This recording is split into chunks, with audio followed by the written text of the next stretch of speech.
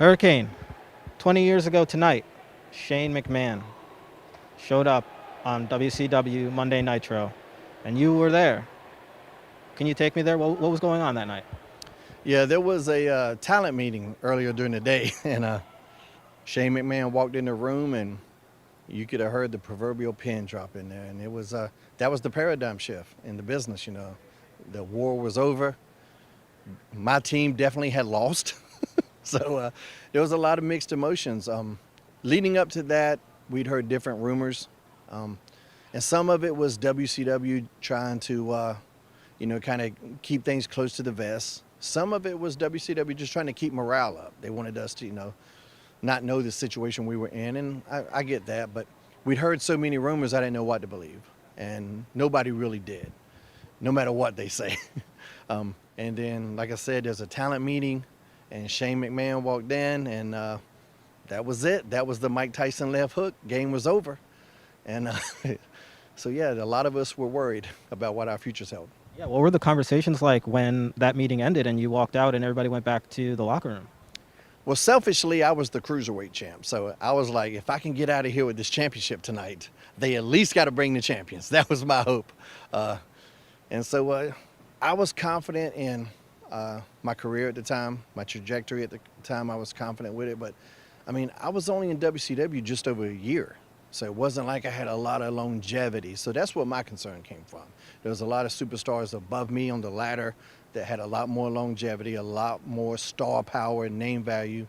My run as Sugar Shane had just really started and had just really started to pop. So for me, it was a weird time because, like, finally, after almost 9.5 years in the business, I'm getting a good push.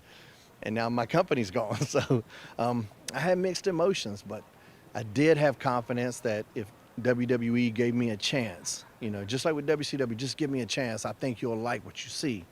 And luckily they did bring the champions in, and I went right to the main roster. So I got very fortunate with that. When you look back on that night and where your career has gone since that night, what are your feelings on the whole of WWE taking over and engulfing and bringing the superstars to Monday Night Raw?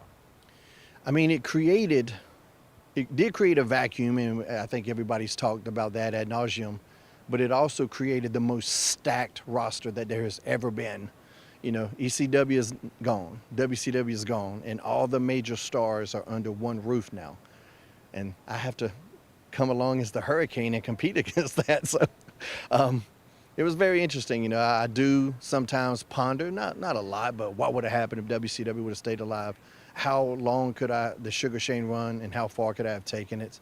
Because it was definitely a different style than what I did up here as the Hurricane, obviously. But I don't think about it too much because I was so successful as the Hurricane and so happy doing the Hurricane that, that bridge was done. That bridge wasn't burned; it was deconstructed, and it was a good part. Like, WCW put me on the map in terms of a national company, worldwide company in this business, and it transitioned me to come to WWE. So for me, it still all kind of worked out.